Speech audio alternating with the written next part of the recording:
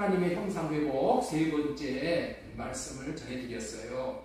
예수님은 아버지를 사랑하시고 계명을 지키신 일을 우리에게 본으로 보여주셨죠. 두 번째, 예수님은 하나님의 형상으로 사셨기 때문에 사랑하시고 하나님의 계명을 온전히 지키실 수 있으셨다는 것이고, 세 번째로는 하나님을 사랑하고 계명을 지키며 제자된 삶을 우리도 동일하게 살아서 하나님의 형상으로 회복되어져야 한다. 네 번째로는 훈련받은 제자가 경건의 능력을 나타낼 수 있다. 경건의 모양만 갖고 있으면 안 돼. 경건의 능력을 나타내고 산다. 예수님의 마음을 나타내고 삶으로 인해서 나도 행복하고 다른 사람도 나로 말미암아 살리는 그런 역사가 하나님의 형상 회복을 통해서 나타난다는 것이죠. 오늘은 하나님께 속하였나 분별하라. 우리 한번 따라서 한번 하겠습니다. 하나님께 속하였나 분별하라. 하나님께 속하였나 분별하라. 예, 이 제목으로 말씀을 대언하도록 하겠습니다. 인생의 성공을 무엇이냐고 묻는다면은 나는 서슴없이 선택이라고 말할 수 있습니다. 왜냐하면 싫든 좋든 마음에 내키든 내키지 않든 자신 앞에는 매일 선택이 놓여있기 때문에 선택을 잘하며 살아야 하기 때문이에요. 좋은 선택을 하면 좋은 결과가 오기 때문에 성공함으로 행복한 것이고, 좋지 않은 선택을 하면 그렇게 선택한 것에 대한 대가를 지불해야만 하는 거예요. 그렇기 때문에 인생의 성공은 선택이라고 말해도 지나침이 없다고 할 수 있는 것이죠. 많은 사람들은 이 원리를 알기 때문에 누구든지 선택을 잘 하려고 애를 부단히도 많이 쓰고 있는 것이죠. 선택을 잘해야 한다고 도전을 주시는 좋은 시가 있어서 먼저 시를 소개하겠습니다. 학창시절에 배운 시 중에 프로스트의 두 갈래의 길이라는 시인데 잠시 살펴보고 넘어가고자 합니다. 두 갈래의 길. 단풍 든 숲 속에 두 갈래의 길이 있었다.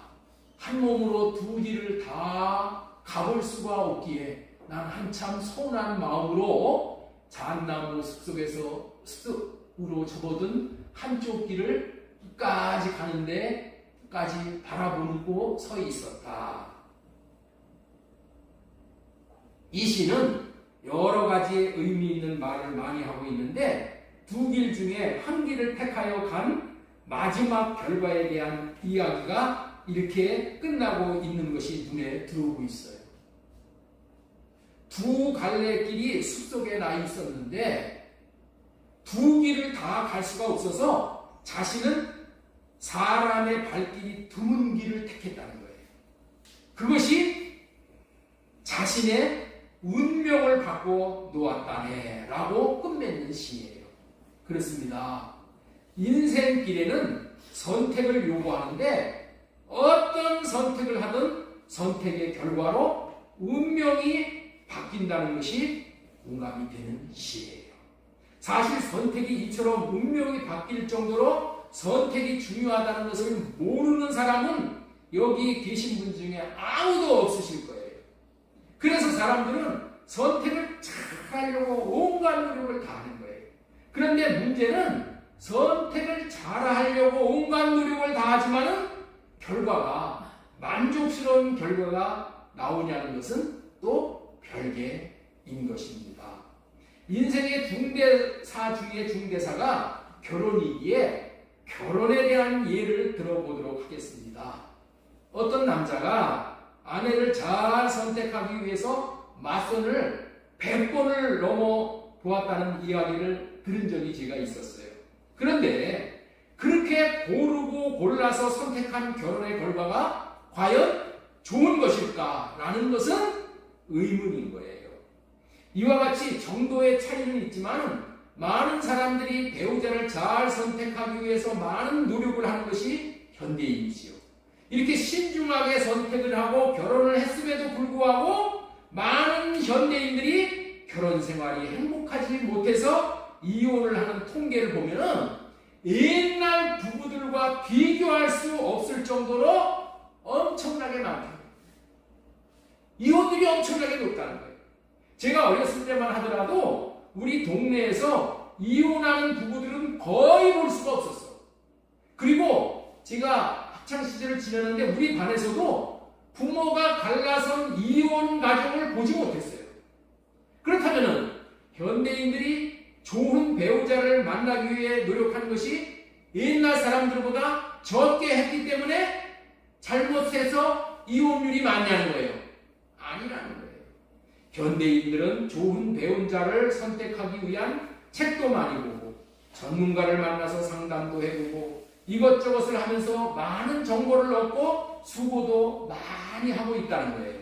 그럼에도 불구하고 이혼율이 이루 말할 수 없을 정도로 높아졌다는 거예요. 옛날 사람들은 그냥 부모님이 결혼 상태를 정해주면은 그 사람이 천생연분인 줄 알고 결혼하고 살았어요. 그리고 사랑의 열매인 자녀들도 10명 전후로 잘 키우면서 그나마 한 가정을 이루고 나무랄 데 없이 잘 살았던 것이에요. 그렇다면은 제가 무슨 말을 하려고 이런 말을 하는 것입니까?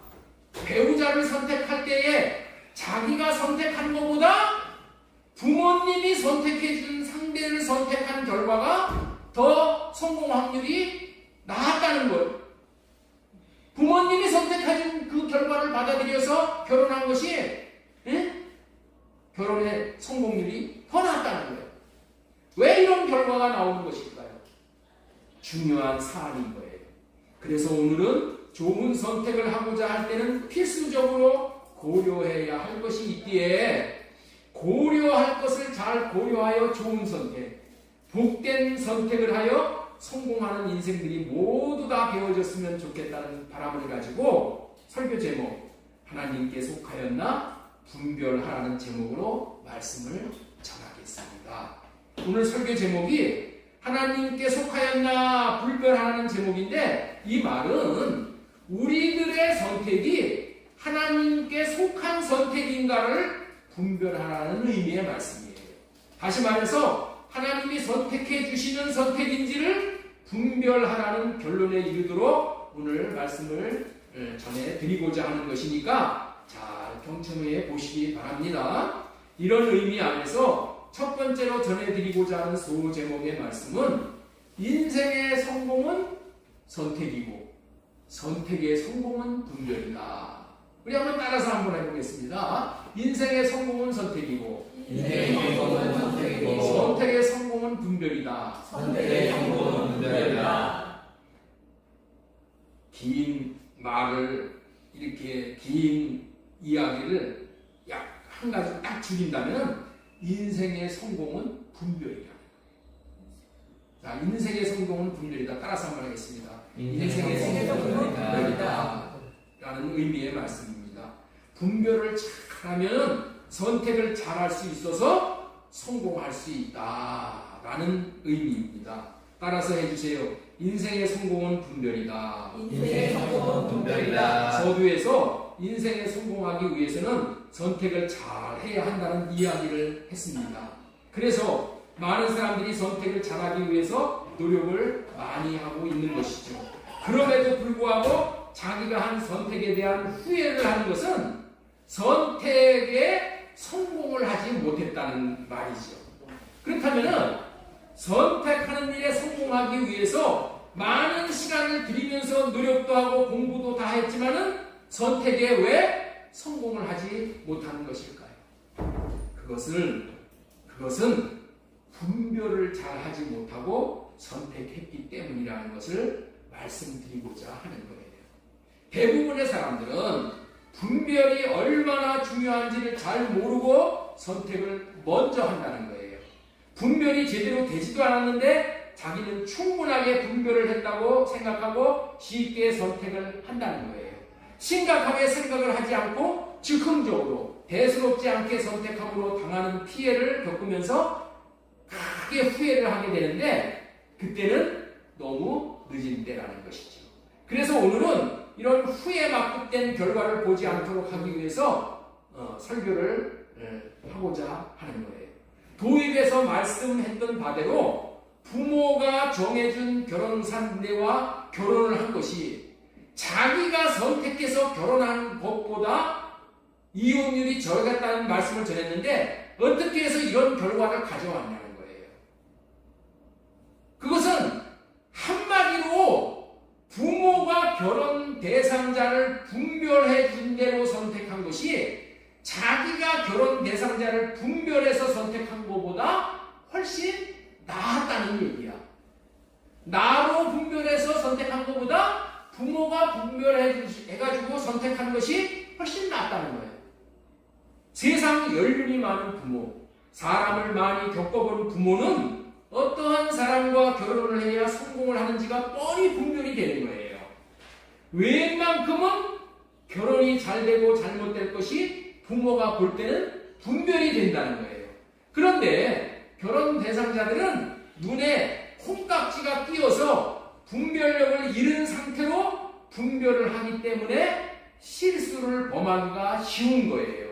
그런데 부모는 콩깍지가 낄 리가 없으니 더 나은 분별을 할 수가 있어서 더 나은 선택을 할 수 있게 되어지는 거예요. 그래서 이혼율이 낮을 수밖에 없는 것이죠. 그래서 지금도 지혜로운 자녀들은 결혼에 앞서서 부모님의 분별을 받고 더 나은 선택을 하고자 하는 거예요. 참으로 좋은 방법이라고 여겨지는 것이죠. 그렇습니다. 비근한 예를 들었지만은 이런 일은 결혼에 대한 문제만은 아닌 것이죠. 선택에 성공을 하려면 분별을 잘하는 것이 아주 중요한 것임에 틀림은 없는 거예요. 그런데 더 정확한 분별은 우리 영의 아버지 되시는 하나님이 주시는 분별을 받으면 더 확실한 분별이 된다는 거예요. 이것을 하나님께 속한 분별이라고 하는 거예요. 왜냐하면 하나님은 사람의 마음 깊은 곳까지 헤아리시는 분이기 때문인 거예요. 그러니 우리 모두는 하나님께 속한 분별을 받기 위해 나로 분별하려고 하는 육신의 생각은 할례받고 주님이 주시는 분별을 통해서 선택의 고비마다 지혜로운 선택을 잘함으로 매사에 성공할 수 있었으면 좋겠습니다.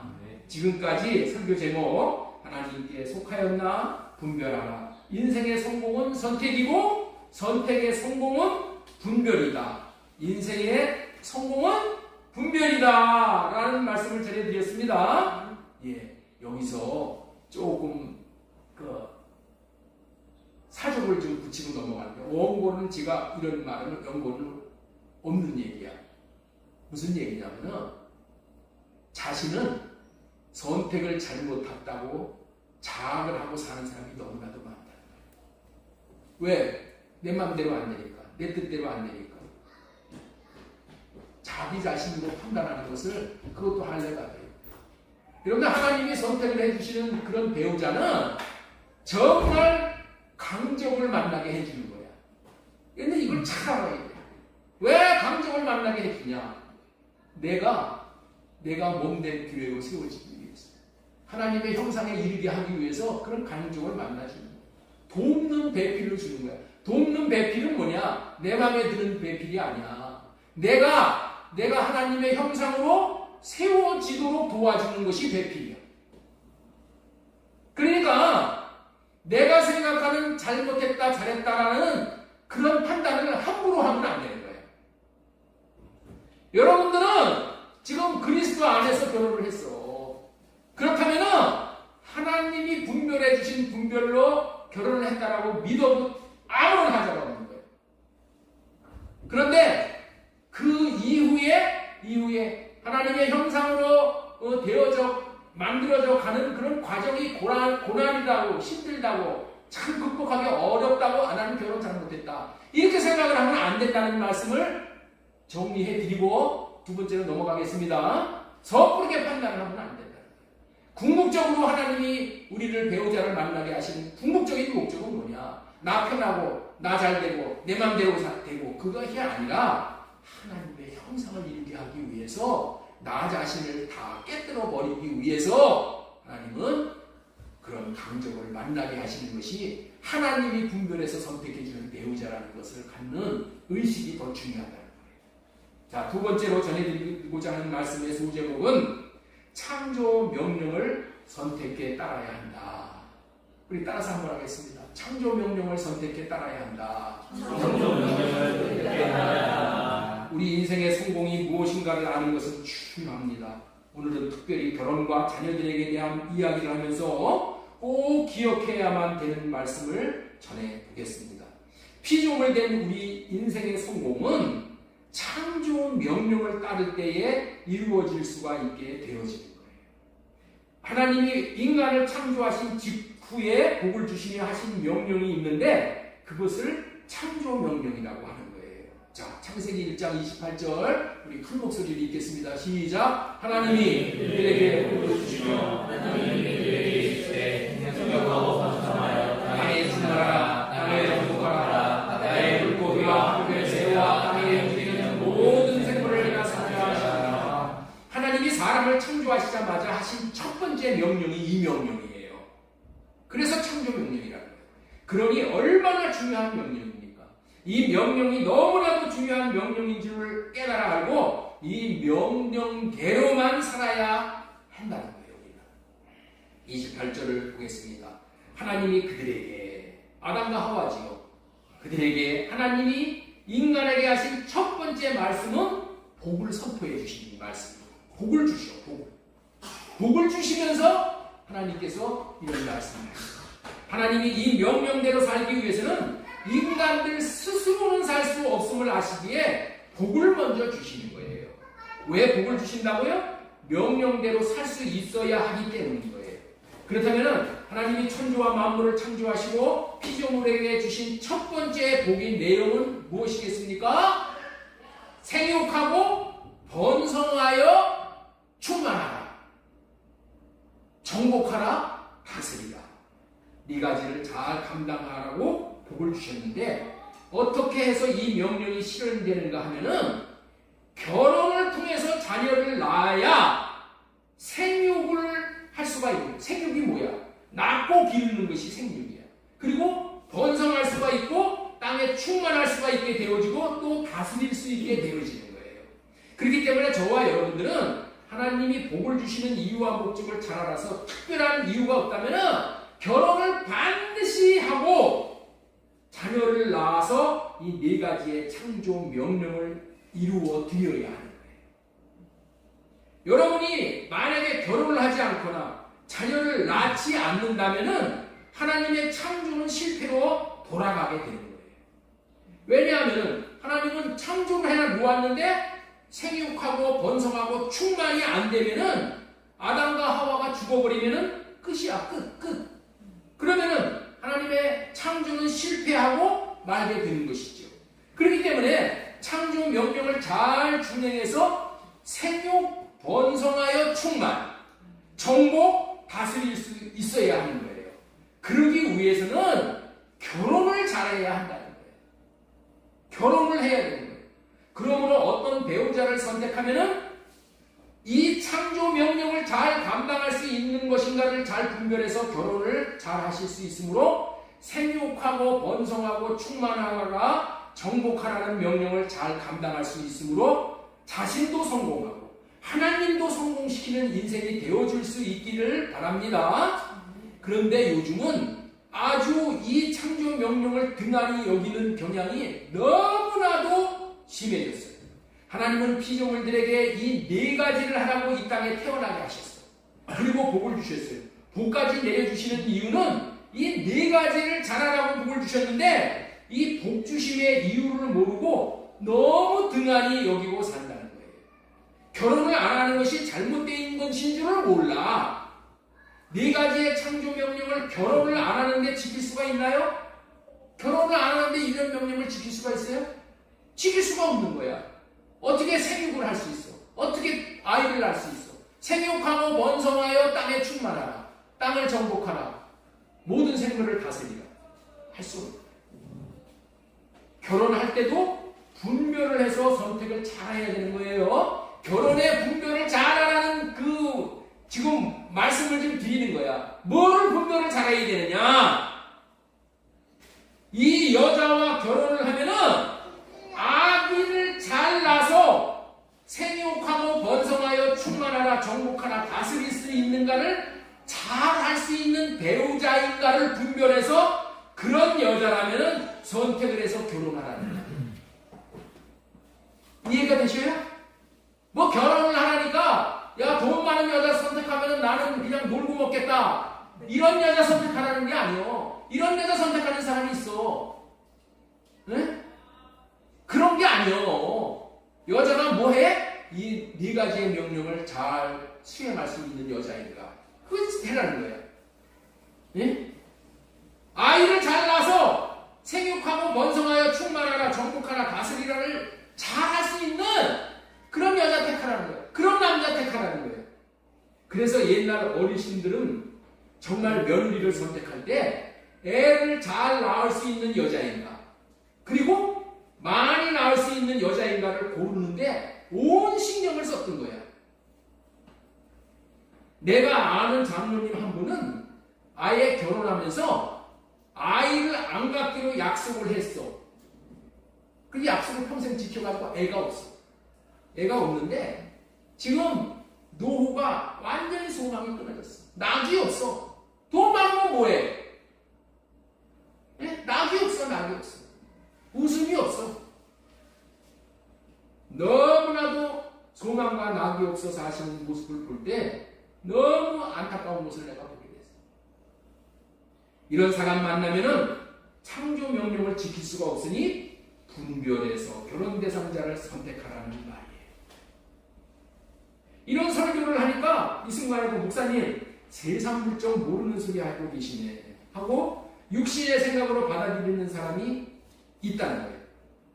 그런 생각을 다 할래 받으셔야 돼요. 그런 생각은 하나님에게 속한 생각이 아니야. 하나님에게 속한 생각은 뭐예요? 이렇게 사는 거예요. 이런 방향으로 결혼을 하는 거예요.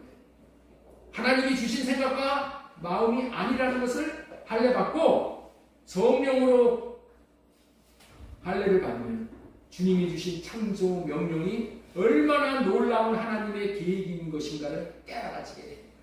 그리고 이 명령을 순종하며 사는 삶이 얼마나 복된 삶인가를 누리게 하시는 거예요.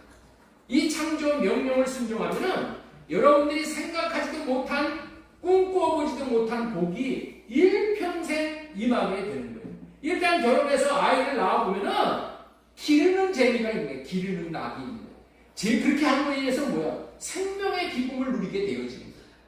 그리고 그 아이를 사랑하잖아요. 아이들이 오면 아이를 사랑하잖아요. 예?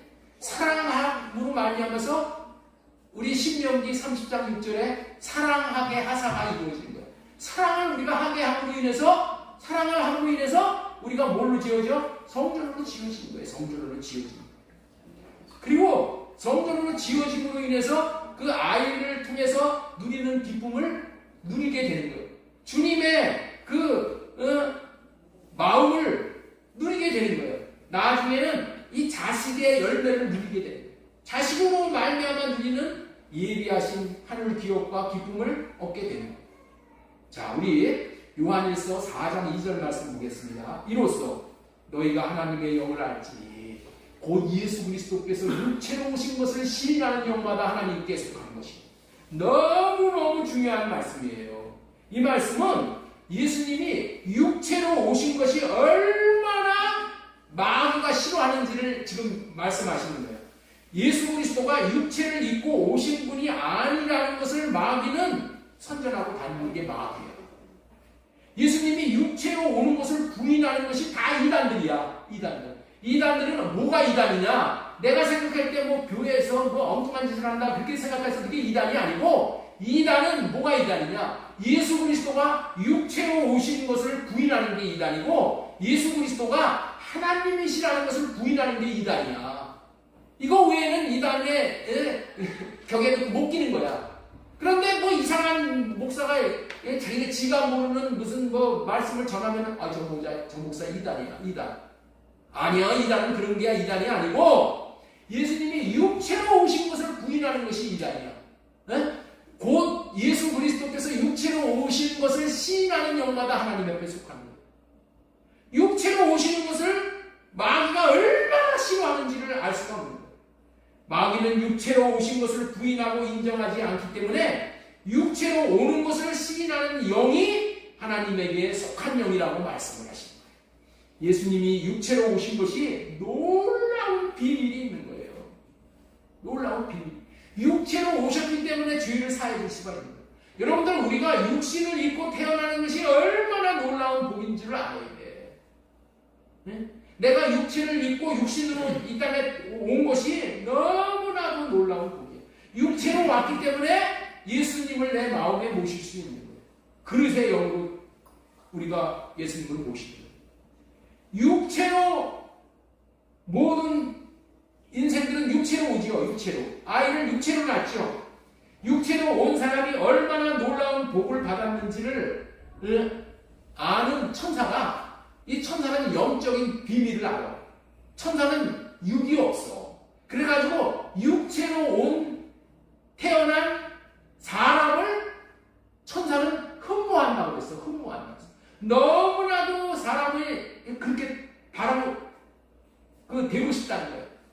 육체로 온 우리 인간들이 너무나도 축복을 받은 존재예요.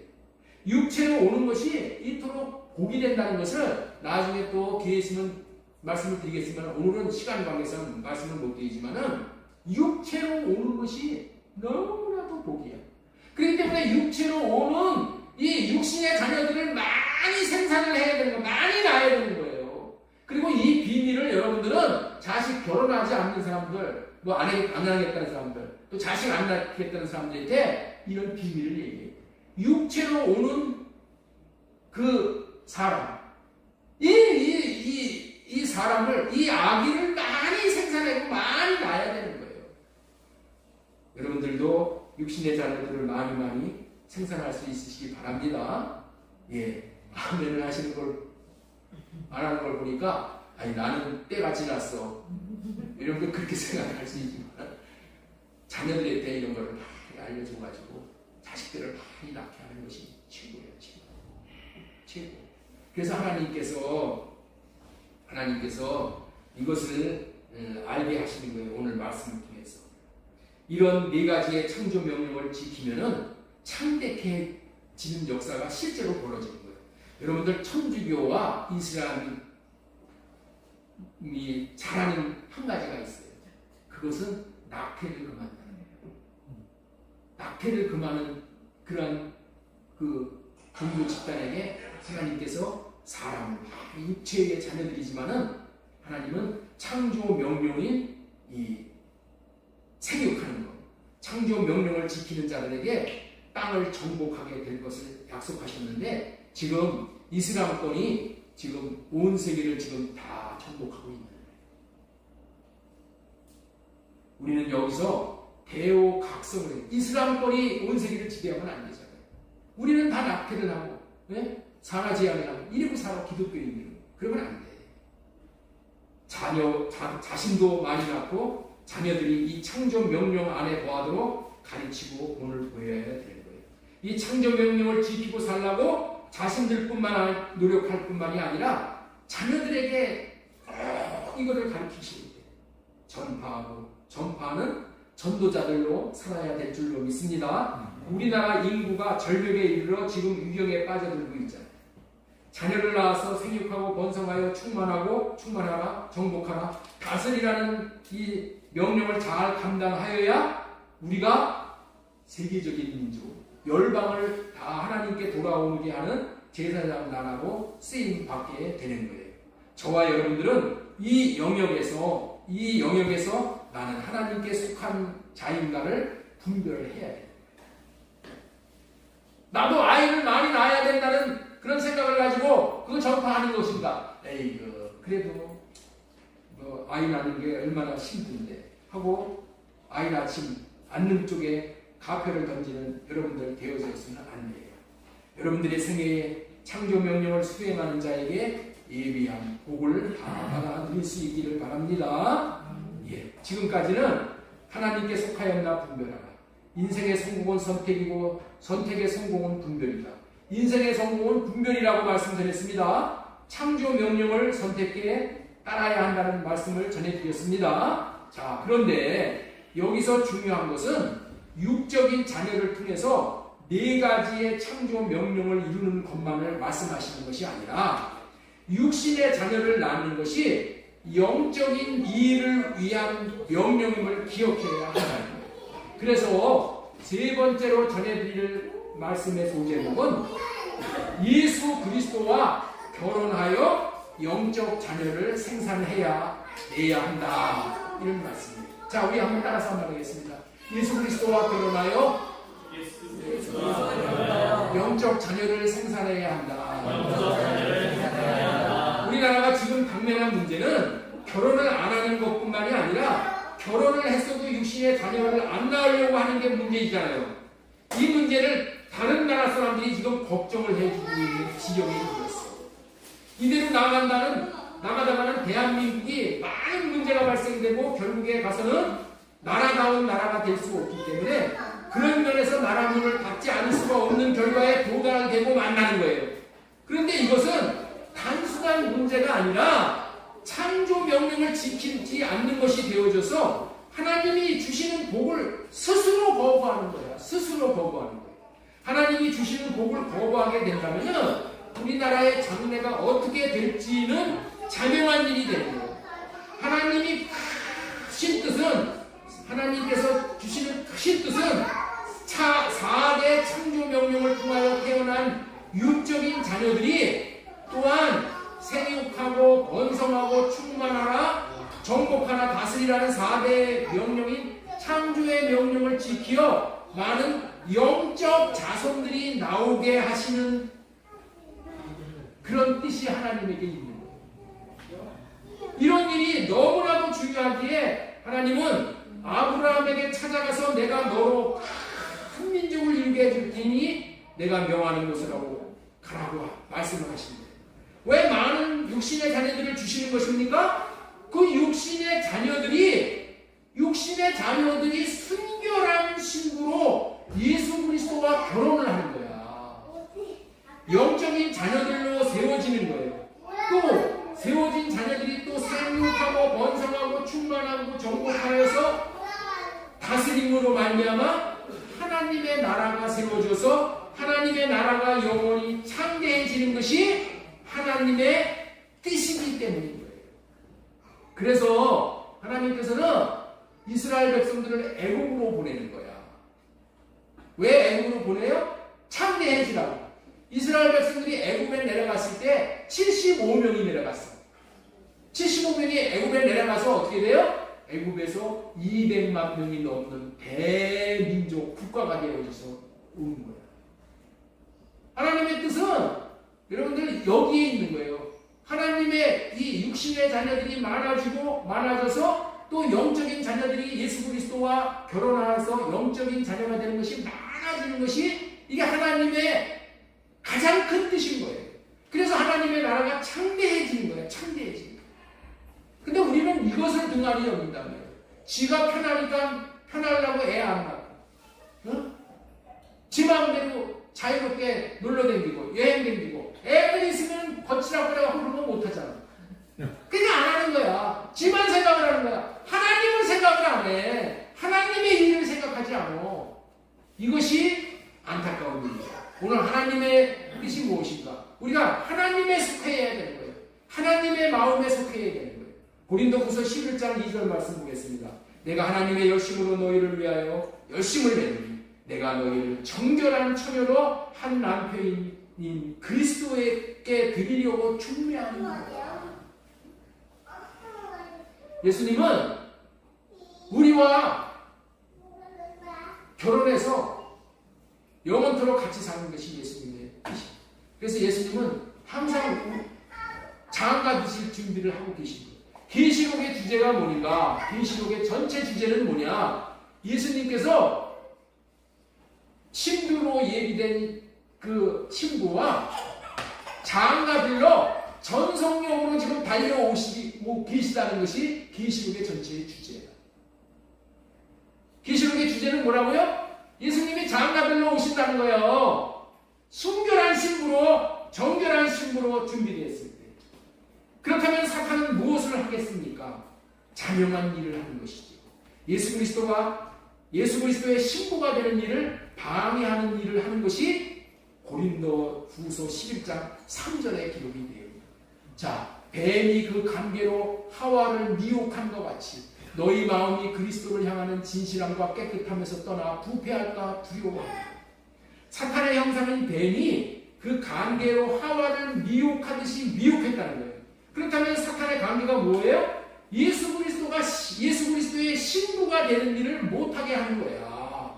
예수 그리스도의 신부가 되게 하는 것이 하와에게는 가장 큰 일이고 시급한 일인데, 다시 말해서 예수 그리스도인 생명과를 따먹고 예수 그리스도의 신부가 되어져서 예수님의 마음을 나타내는 일을 해야 하는데, 이 일을 못하도록 하와를 미혹하여 하나님처럼 될 수 있다고 속여서 정작 자기가 해야 될 신부 되는 일은 안중에도 없고 오직 사탄이 주는 거짓과 욕심에 빠져서 욕심이 자기를 찌르게 했다는 거예요.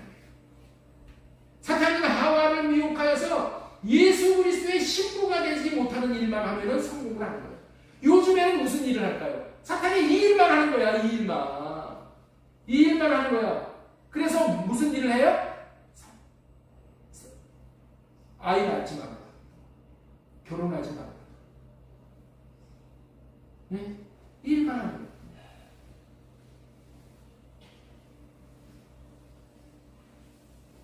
예수 그리스도는 저와 여러분들의 신랑으로 오신 분이십니다. 신랑을 맞이하는 자는 신부로 준비된 자입니다. 신부 단장을 한 자예요.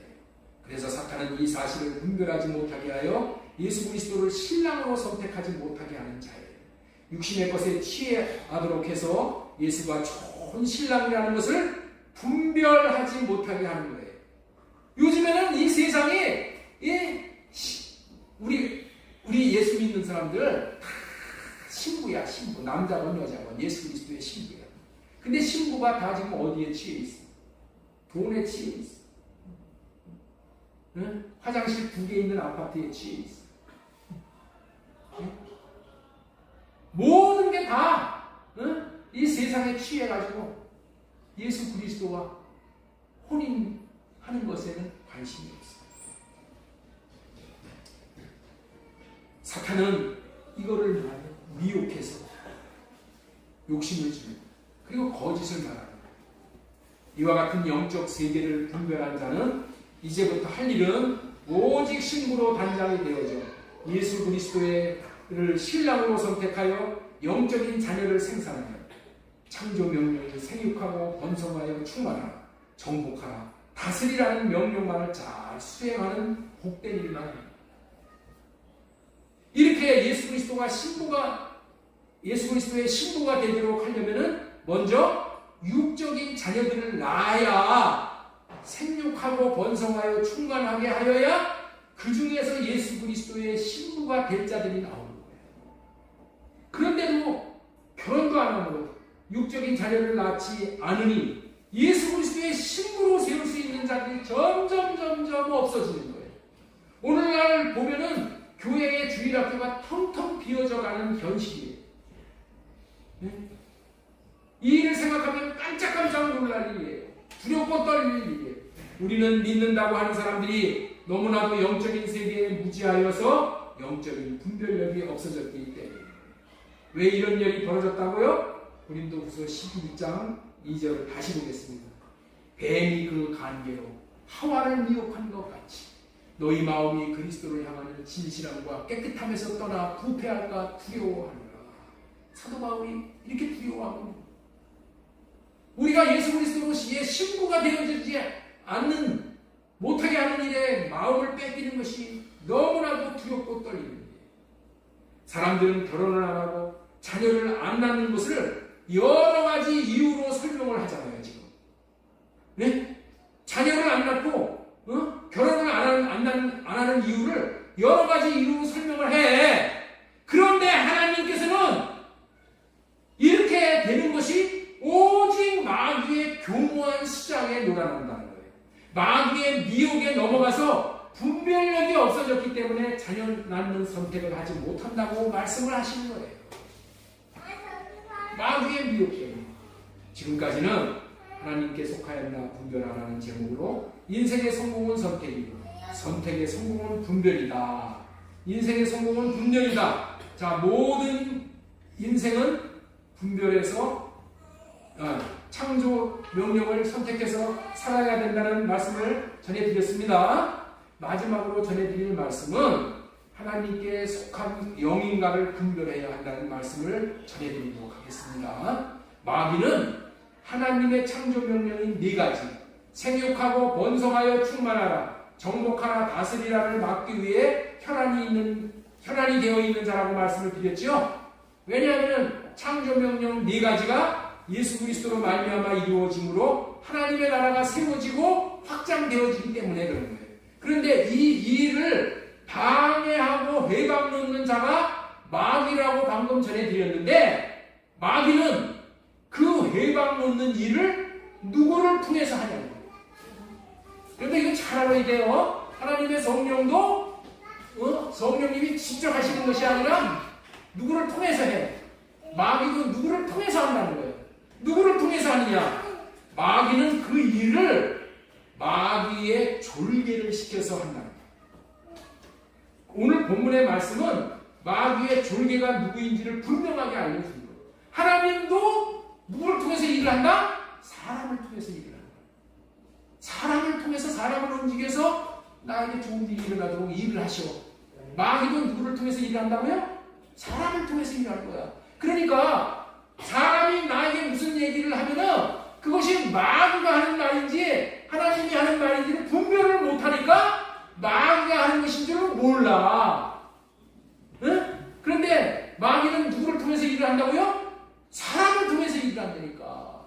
사람을 통해서 일하니까 우리는 경계심을 안 갖는 거야. 여러분들 아담과 하와가 선악과를 따먹었어. 선악과를 따먹었는데 사람들은 뱀이 와서 말을 하니까 오늘날 뱀과 같은 존재를 뱀이라고 여기는 거예요. 오늘날 뱀과 같이 그렇게 끔찍스럽고 유명스럽고 그냥 그런 존재가 옛날에는 뱀이 그런 존재가 아니었었어. 사람하고 가장 가까운 존재. 그 아담과 하와하고 가장 가깝고 친근하고 요즘 말로 말하면 그냥 같이 둥글러서 같이 자고 먹고 할 정도로 가까운 상태야. 네? 그런 존재가 와서 아담과 하와를 미혹을 하는 거야. 이런들 사탄은 누구를 통해서 일을 한다고요? 나와 가장 가까운 사람을 통해서 일을 한다니까. 나와 가장 가까운 통해서 일하는 것이 마귀도 그렇고 사람도 그런 거야. 그래서 나와 가까운 가장 좋은 일, 성령이 하시는 일은 천사와 같은 사람을 통해서, 악마와 같은 마귀를 통해서, 마귀와 같은 그런 사람을 통해서 사탄은 일을 하는 거예요. 자, 그래서 오늘 요한일서 4장 1절에서 그 사탄이 일하는 그 사람이 누군가를 말씀하는 거예요. 자, 요한일서 4장 1절 말씀 보겠습니다. 사랑하는 자들아, 영을 다 믿지 말고 오직 영들이 하나님께 속하였나 분별하라. 많은 거짓 선지자가 세상에 나왔습니다. 거짓 선지자가 나오는데 이 거짓 선지자가 뭐냐? 선지자는 뭐하냐면 성경 가르치는 거야. 하나님의 말씀을 가르치는 자가 이게 선지자야. 그런데 거짓 선지자라는 거야. 거짓을 가르친다는 거야. 성경을 가르치는데 제대로 가르치지 않고 대신 욕심을 갖게 해서 4가지의 창조 명령을 따라 살도록 하는 게 아니라 자기 육신의 생각인 자기 욕심을 따라서 자기 나라를 세우는 일에 온 마음을 다하도록 한다는 거예요. 이런 자를 다른 말로 말하면 싹군 목사라고 얘기해요. 싹군 목사. 거짓 선지자가 마태복음 7장 21절에도 나와요. 그날에 많은 사람들이 나더러 이르되 주여 주여 우리가 주의 이름으로 선지자 노릇을 한다이다. 이렇게 말씀이 나오는데 우리 하나님은 뭐라고 얘기해요? 이 거짓 선지자가 거짓 선지자. 이러한 일을 하는 거짓 선지자는 알기 쉽게 표현하면 뭐라고요? 싹군 목사. 싹군 목사가 이 세상에 너무나도 많다는 거예요. 이 싹군 목사가 자기는 자기도 몰라. 거짓 선지자가 이 자기가 얘기하는 것이 옳은 줄을 알고 그렇게 가르치는 거예요. 옳은 줄을 알고.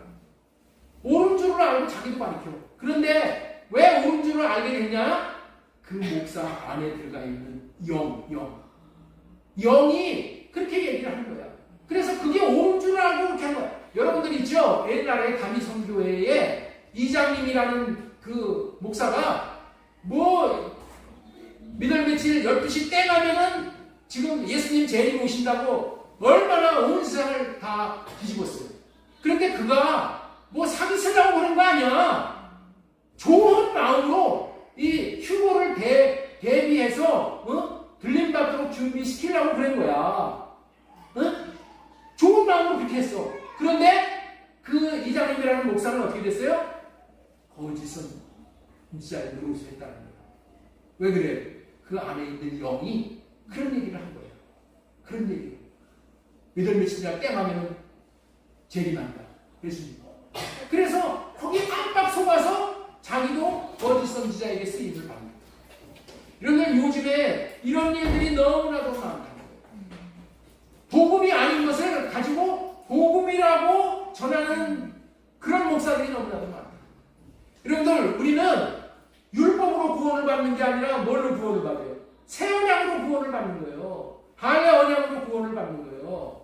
그런데 할례 언약이 무엇인지, 새 언약이 무엇인지를 모르고 율법을 가르쳐갖고, 야, 하나님의 말씀을 순종하면은 너 복 받고 잘 된다, 천국 간다, 이렇게만 얘기해봐요. 순종을 할 수가 있어야지 순종을 하지. 예? 안 되는 거예요. 왜 그렇다고요? 그는 그렇게 알았어. 거짓 선지자들의 속임에 의해서 그것이 진리인 줄 아는 거야. 그것이 복음인 줄 아는 거야. 그래서 우리는 하나님께서 오늘 말씀하시는 이 말씀을 잘 귀를 기울여야 돼요. 뭘 기울여요? 오직 영들이 하나님께 속하였나 분별을 하라. 그 사람 안에서 일하는 그 영이 하나님의 영인가 거짓 영인가를 분별해서 받아들여야 됩니다. 그렇지 않으면 나도 꿈에 같이 넘어가서 같이 망하게 돼요. 인생에 성공하기 위해서 절대적으로 중요한 것은 그 사람 안에서 들어가서 일하는 영이 어떤 영인가를 보고 그 영을 분별하는 거예요.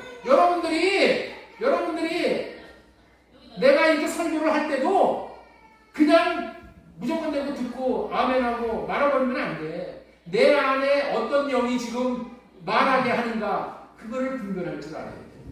베레아 사람들은 사도 바울이 전파를 할 때도 그것이 그러한가 하고 성경을 참고했다고 했어요. 성경에 맞는가를 참고했다고 했어요. 그런데 이런 자세가 너무나도 중요한 거예요. 우리가 하나님의 말씀이라고 성경에 있는 말씀 전한다고 해가지고 그것이 다 복음이다? 아니야. 나로 말미암아 전하는 것은 그 복음이 아니에요. 주님이 주시는 마음으로 나는 할례 받고 주님이 주시는 마음으로 전하는 그것만이 복음이야. 그것만이 사람을 살릴 수 있고 생명을 살릴 수 있고 영원한 천국에 들어갈 수 있게 하는 영은 우리가 분별을 해야 되는 거예요. 그래서 분별을 하고 그 사람의 말을 선택해서 받아들이고, 다시 말해서 하나님의 영은 선택하여 받아들이고 마귀의 영은 분별해서 쫓아내고, 이것이 정말 중요해요. 분별을 잘해야 돼요. 영은 하나님의 영이 있고 사탄의 영이 있고 사람의 영이 있습니다. 하나님의 영은 하나님의 생명에 속한 모든 것을 주는 영이에요. 하나님의 생명에게 속한 것을 주는 영이 하나님의 영이에요. 하나님의 생명에 속한 모든 것을 쉽게 말하면 성령의 9가지 열매를 맺게 하는 그런 생명이랍니다. 사이와 오자양 충원제, 사랑, 희락, 화평, 오래 참은 자비, 양성, 충성, 유절제, 이런 것들을 열매로 맺게 해주시는 것이 하나님의 영이에요. 사탄의 영은 어떤 영이냐? 도둑질하고 죽이고 멸망시키는 영이야. 사탄에게는 12가지 열매가 나타나요. 성령에는 몇 가지 열매가 나타난다고 했어요? 9가지 열매. 사탄에게는 몇 가지 열매가 나타난다고요? 12가지. 12가지가 마가복음 7장 21절로 22절에 보면은 음도살, 강탕막, 소금질, 비교. 계속해서 제가 이 말씀을 드렸죠? 음란, 도박, 도적질, 살인, 간음, 탐욕, 악독, 속임, 음탕, 질투, 비방, 교매함, 우매함 이런 것들이 열대로 나오는 거예요. 이런 것들이. 사람의 영은 그릇의 영이라고 했죠. 사람은 사탄이 주는 거, 이 사탄의 열매 12가지를 받아들이든가 성령의 열매 9가지를 받아들이든가 해가지고 받아들인 것을 내놓고 사는 거예요. 받아들이는 것을 내놓는 거예요. 세상을 살 때 실패하지 않고 사는 비결이 있어요. 세상을 살 때 실패하지 않고 사는 비결이 있다고요. 비결이 있어요.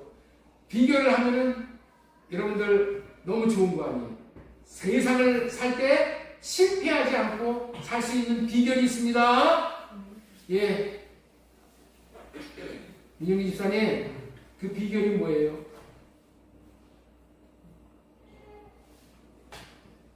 실패하지 않고 사는 비결. 우리 새벽 시간에 많이 전했어. 실패하지 않고 사는 비결은 속지 않는 거야. 속지 않는 거예요. 속으면 실패입니다. 속지 않으면 우리는 성공하는 거고, 속으면 인생을 실패하는 거예요. 속지 말아야지 하고 마음을 전한다고 해서 속지 않고 살 수는 없는 거예요. 내가 대화하고 있는 사람 안에 있는 영이 나를 숨깁니다. 내가 대화하고 있는 사람 안에 악한 영이 들어가 있으면요, 그 사람하고 나하고 대화를 할 때 나는 먼저 어떻게 돼요?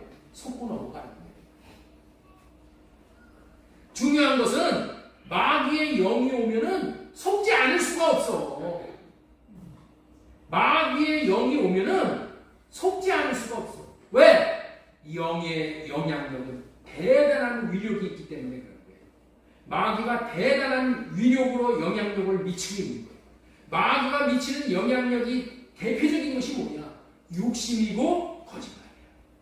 마귀가 한 인생에게 찾아와서 욕심을 주고 거짓말을 하면은 넘어가지 않는 인생이 없어. 마귀가 욕심과 거짓말을 주면은 예수님도 넘어뜨릴 수 있다고 여기고 예수님에게 찾아와서 3가지의 시험을 했는데 그것이 뭐냐? 욕심이야, 욕심. 욕심이 무슨 욕심? 3가지의 욕심. 육신의 정욕, 안목의 정욕, 이 세상 자랑. 다시 말해서 욕심을 주어 넘어뜨리게 했다는 거예요.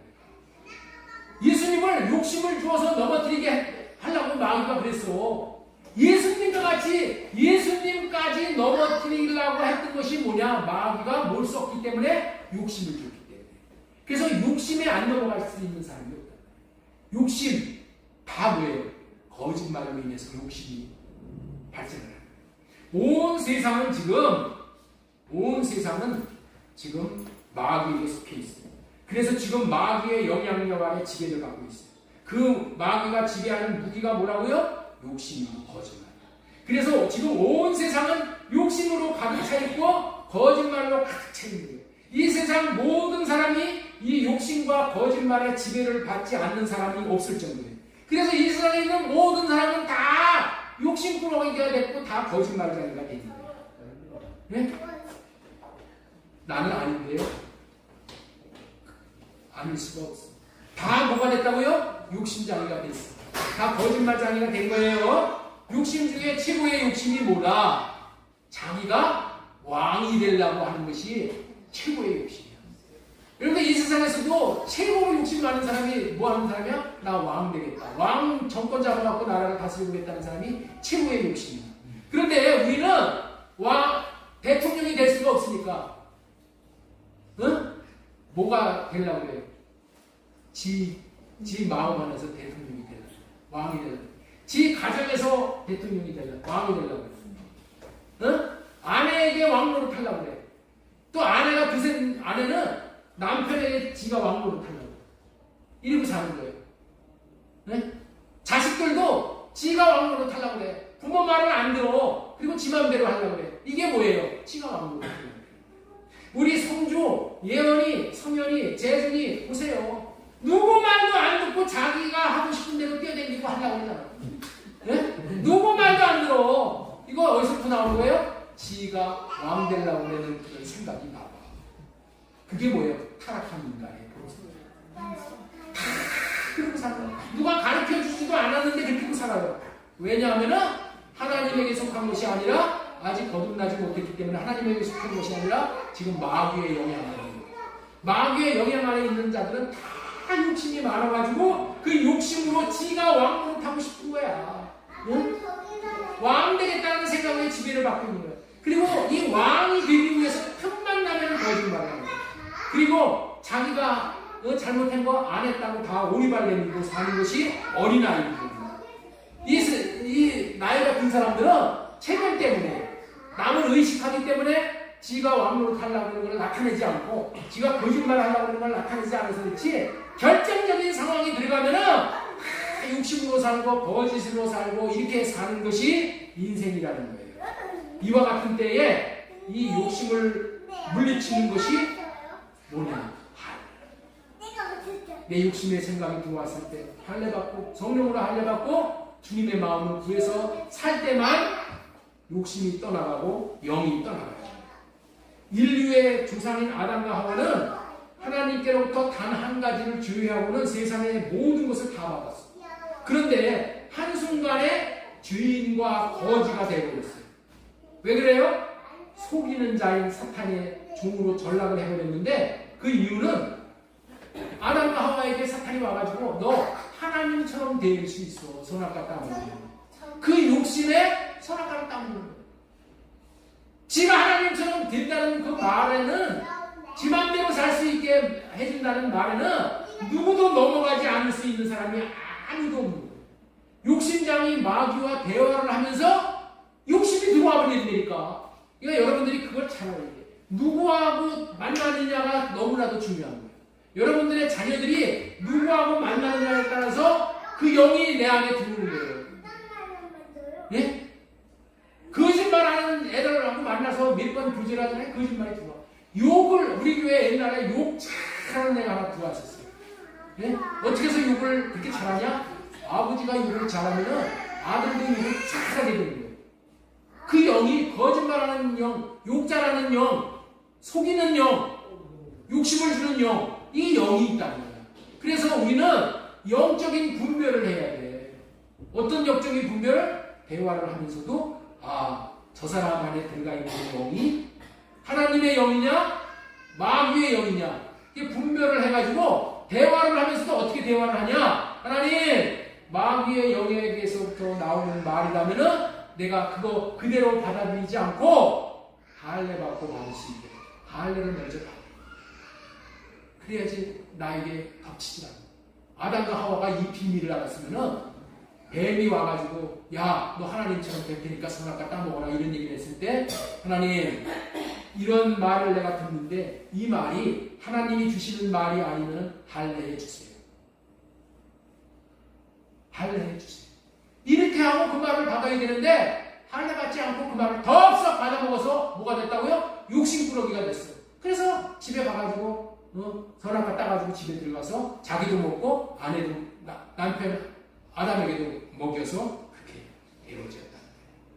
이 세상은 욕심이 우글거리는 땅이에요. 거짓이 우글거리는 땅이에요. 그래서 요즘에 참기름이라는 이름만 보아도 기름에 얼마나 거짓이 많이 있는가를 여러분들 알 수 있잖아요. 요즘에는 진짜 참기름이라는 이름도 붙여놨잖아요. 얼마나 그 기름이 진짜인지 의문이 들게 되는 것이죠. 여러분들은 잘 아셔야 됩니다. 신문 방송에서 나오는 내용들 액면 그대로 믿으면 안 되는 거예요. 증권시장에서 회자되는 말이 오죽하면은 신문이나 방송에서 나오는 대로 주식을 사면은 다 망한다는 거예요. 신문과 방송 얘기 듣고 주식 사면은 다 망한다. 여러분들 부동산도 마찬가지야. 신문 방송에서 말 듣고 집을 사면은 그때가 상투야. 예? 그리고 이 집 사면은 망한다고 얘기하는 얘기를 들으면은 그리고 집 팔아먹으면은 그때가 바닥이야. 예? 지금 세상이 이렇게 되어버렸어요. 여러분들 장사하는 사람들의 말을 믿을 수 있어요? 장사하는 사람들이 이런 얘기를 하는 거예요. 어떻게 속이지 않고 장사를 할 수 있어. 속이지 않고 장사를 할 수 있어. 이런 말을 한다는 거예요. 옛날에 요즘에는 많이 좋아졌지만은 옛날에는 어떻게 우리 집 앞에서 이 과일 가게가 있었는데 과일을 살 때는 박스에다 이렇게 보면은 그 밑에는 나사온 거를 집어넣고 위에만 번지르르 하는 걸 놨어.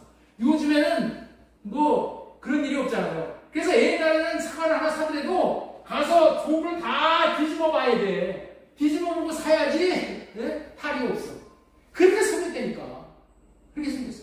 하여튼 온 세상은 속일 수 없어서 못 속이는 것이지 그냥 어떻게든지 속여가지고 돈을 벌고 취하고 자기를 이익을 위해서 그렇게 살아가는 것이 이 세상. 근데 왜 온통 이렇게 거짓말 공화국이 되어져서 거짓말을 하고 그렇게 사는? 왜 그래요? 마귀가 그렇게 했다는 거예요. 우리 요한복음 8장 44절 한번 보겠습니다.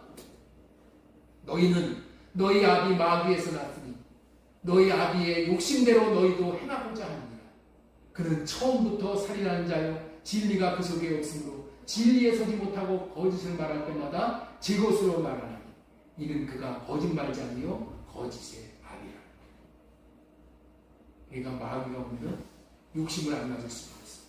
마귀가 오면 거짓을 안 할 수가 없어. 이것이 우리의 본성이 되어버렸어.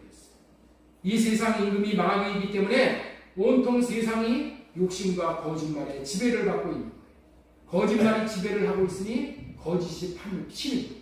이 거짓으로 말미암아 내가 속는다면은 내 인생은 아담과 하와 같이 다 뺏기고 거짓 빈털터리가 돼서 마귀의 종로로 타고 살 수밖에 없는 그런 존재가 나라는 것을 꼭 기억하고 오늘 주신 말씀대로 우리는 영을 분별해야 돼요.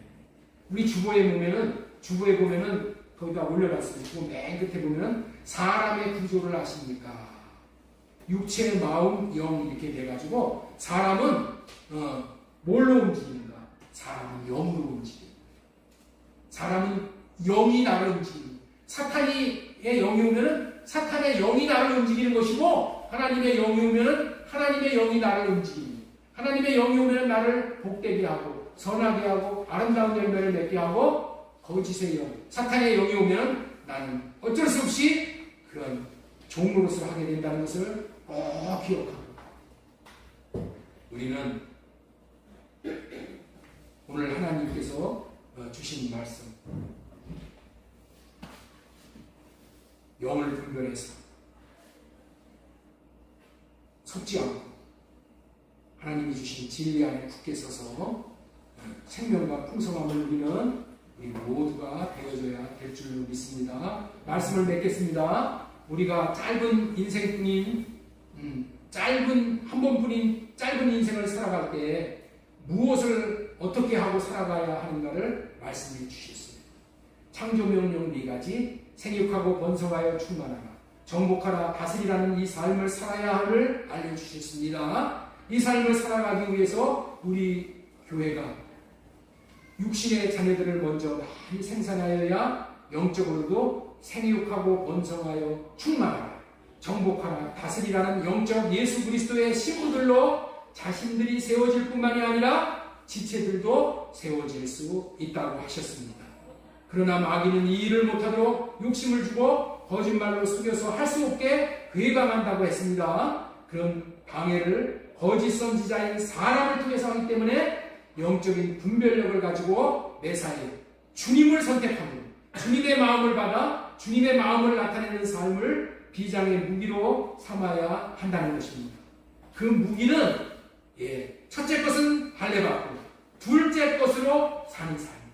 주님의 마음으로 사는 것. 내 육신의 생각으로 내가 왕이 되어져서 내 마음대로 살고자 하는 그런 마음을 할례받고 주님이 주시는 생각과 마음을 받아들여서 그 마음을 나타내고 살 때 우리는 넉넉히 창조의 명령 다 지킬 수 있게 되고 예수 그리스도의 신부가 되어져서 영적 자녀들을 많이 생산할 수 있고 그러므로 말미암아 우리의 삶 자체가 전체가 열매를 맺을 수 있는 놀라운 생애가 되어진다는 것을 꼭 기억하시는 거에 대해서 한 주간도 이 하나님께서 주시는 이 놀라운 복을 다 받아 누리기를 예수님의 이름으로 축복하고 기도하옵나이다.